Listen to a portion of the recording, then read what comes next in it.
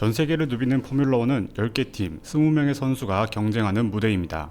그리고 그 10개 팀은 무궁무진한 이야기들을 가지고 있죠.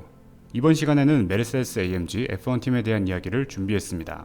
실버 에로우라는 별명이 생긴 이유부터 메르세데스 팀의 역사, 그리고 그들이 F1을 지배하게 된 이야기까지 F1 팬이라면 귀가 쫑긋할 정보들을 모아봤습니다. 모터프레스가 전해드리는 재미있는 F1 이야기 지금 시작합니다. 메르세데스 팀을 상징하는 별명이 실버 에로우인 것은 다들 알고 계시죠? 메르세데스 팀은 F1에 복귀한 2010년부터 은색 바디 컬러에 메인 스폰서인 페트로나스의 민트색을 조합한 리버리를 사용해왔습니다. 그래서 이제 막 F1을 알아가시는 분들에게는 메르세데스 팀의 컬러가 은색이라 이런 별명이 붙은 줄 아시는 분들도 많을 것 같습니다. 우선 이 별명이 생긴 것은 1934년으로 거슬러 올라갑니다. 그때는 우리가 아는 포뮬러1 월드 챔피언십이 없었고 2차 세계대전 직전까지 그랑프리 레이스라고 불리는 대회가 각 나라별로 열렸는데요. 당시 그랑프리 레이스는 각 국가와 자동차 제작사들이 참가해 일종의 국가대항전 성격으로 경기가 진행됐습니다. 메르세데스 벤츠 역시 이 대회에 참가하고 있었고요. 그 당시 메르세데스 벤츠 팀의 매니저였던 알프레드 누바우어가 자신의 자서전에 실버 에로우에 대한 기록을 남겼는데요. 자서전의 내용에 따르면 메르세데스 벤츠는 W25라는 레이스카로 그랑프리 레이스에 참가하고 있었습니다. 그런데 무게 규정에서 1kg이 초과되는 것을 뒤늦게 발견했는데요. 이 1kg을 줄이기 위해 차체에 칠해진 흰색 페인트를 모두 벗겼고 그 결과 알루미늄으로 만들어진 차체가 고스란히 드러나 은빛을 내뿜으며 우승을 차지했다는 이야기입니다. 하지만 이 이야기가 잘못된 사실일 수 있다는 것 혹시 알고 계셨나요? 당시 그랑프리 규정에는 차체의 무게를 제한하는 규정이 없었습니다. 심지어 W25의 개발 사진에서 흰색 페인트가 칠해진 것을 찾아볼 수 없었고 애초에 차량의 색상이 은색이었다고 전해집니다.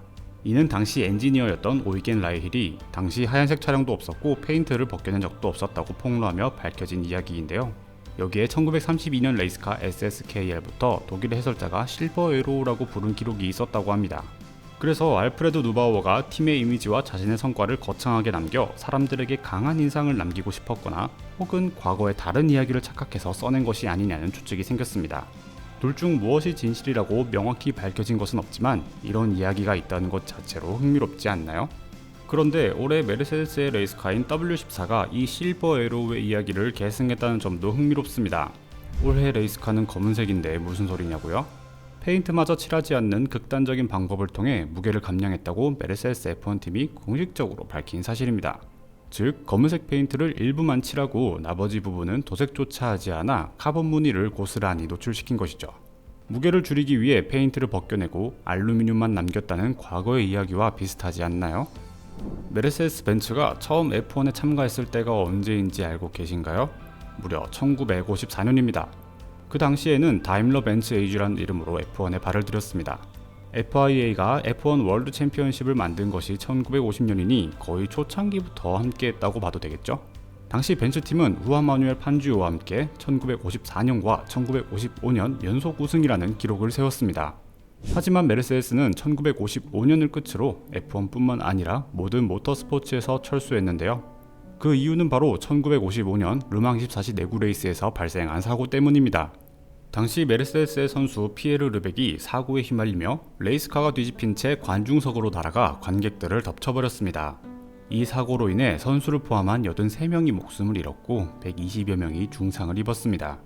이는 르망 24시 최악의 사고로 분류되며 모터스포츠 경기 역사상 가장 많은 사생자가 발생한 사고였습니다.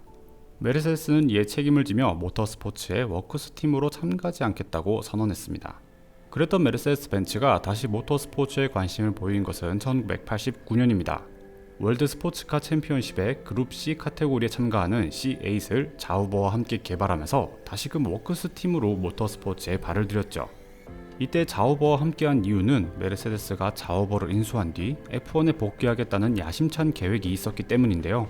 1993년 자우버가 F1에 처음 진출할 당시 사용했던 엔진이 메르세데스와 독일의 엔지니어링 회사 일무어가 협력해 만든 엔진입니다. 즉 메르세데스는 엔진 공급사로 먼저 F1에 발을 들인 것이죠. 하지만 메르세데스와 자우버의 관계가 1994년을 끝으로 정리되면서 메르세데스가 F1 워크스 팀으로 복귀하겠다는 꿈은 이루어지지 못했습니다. 이후 1995년부터 맥라렌의 엔진을 공급하며 명맥을 이어갔습니다. 90년대 초반 메르세데스가 F1 워크스 팀을 준비할 당시 선수 라인업까지 준비를 마쳤다고도 전해집니다. 그 선수 중 한 명이 바로 F1의 전설 미하엘 슈마허였습니다. 당시 슈마허는 신인임에도 불구하고 베네통 팀에서 좋은 성적을 내고 있었기 때문에 메르세데스의 멋진 복귀를 함께하기에 최적의 선수였죠. 그래서 슈마허는 1990년과 1991년 앞서 그룹 C 카테고리에 자우버의 레이스카를 타고 출전하기도 했습니다. 만약 메르세데스가 르망에서의 사고로 인해 F1에서 철수하지 않았다면 어땠을까요? 페라리와 더불어 F1의 역사를 함께하며 F1의 과거 이야기들이 크게 달라지지 않았을까요? 메르세데스는 2009 시즌 컨스트럭터와 드라이버 챔피언을 휩쓴 브런 GP를 인수하며 2010년 메르세데스 GP를 창설했는데요.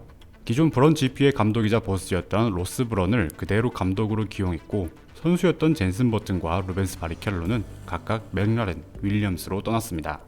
그리고 이 빈자리에 앉은 선수가 바로 미하엘 슈마허와 니코 로즈버그입니다. 페라리의 황금기를 이끌었던 로스 브런과 슈마허의 조합은 팬들로부터 큰 기대를 받기에 충분했습니다. 이때 메르세데스는 팀과 선수의 국적이 모두 독일로 완성된 독일 대표팀의 이미지가 생겼는데요. 공교롭게도 맥라렌은 팀과 선수의 국적이 영국이라 독일 대 영국의 모습을 기대하는 팬들도 있었습니다. 하지만 메르세데스 GP는 복귀 후 3년간의 성적이 팬들의 기대에 미치지 못했습니다. 2010년과 2011년은 4위, 2012년은 로터스 르노에게 밀린 5위를 기록했습니다. 미하엘 슈마허는 2010년 한국 그랑프리 당시 인터뷰에서 예전보다 브레이킹 감각이나 타이어를 관리하는 기술 등 미세한 감각들이 떨어지는 게 사실이다라며 어려움을 밝히기도 했고 복귀할 때부터 우승 가능성이 크다고 보지 않았다. 메르세데스는 신생팀이고 나도 이 팀의 신인이다. 그래서 팀과 레이스카의 성능을 끌어올리는데 초점을 맞췄다라며 낮은 성적에 대한 이유를 설명하기도 했습니다. 2012년 미하엘 슈마허는 결국 두 번째 은퇴를 발표했고 2013년 그의 빈자리엔 루이스 해밀턴이 앉게 됐습니다. 당시 언론에서는 해밀턴이 저조한 성적의 메르세데스로 옮기는 것에 대해 우려의 목소리를 내기도 했습니다. 우리에게 친숙한 토토 wol프 감독은 2013년 메르세데스의 지분을 30% 사들이면서 윌리엄스 이사에서 메르세데스의 전무이사가 됐습니다. 동시에 메르세데스 GP에서 메르세데스 AMG F1 팀으로 이름을 바꿨고요. 그리고 점차 발전한 모습과 함께 컨스트럭터 순위 2위로 2013 시즌을 마쳤습니다. 그리고 2014년 로스 브런도 팀을 떠나며 토토 wol프가 감독이 됐습니다. 또한 F1의 파워 유닛에 V6 터보 하이브리드 시스템이 도입됐고요. 메르세데스는 경쟁자보다 뛰어난 출력을 가진 파워 유닛을 개발하고 루이스 해밀턴의 폼 역시 절정에 오르며 압도적인 차이로 우승컵을 들어올렸습니다. 이후 2021년까지 컨스트럭터 8연속 우승이라는 대기록을 작성했습니다. 일각에서는 로스 브런과 미하엘 슈마허가 고군분투하며 팀의 근간을 구성했고 토토 wol프와 해밀턴이 그것을 완성해 이와 같은 기록을 남겼다고 평가하고 있습니다. 메르세데스 팀에 대한 이야기 어떠셨나요? 여러분이 알고 계시는 또 다른 흥미로운 이야기가 있다면 댓글로 남겨주세요. 지금까지 모터프레스 조윤규였습니다. 감사합니다.